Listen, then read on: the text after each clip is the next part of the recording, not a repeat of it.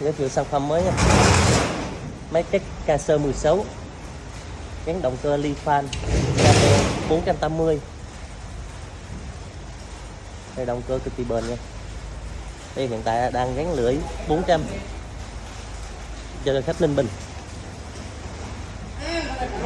Động cơ xanh nha. Caser 16, cái độ sâu là 12 phân.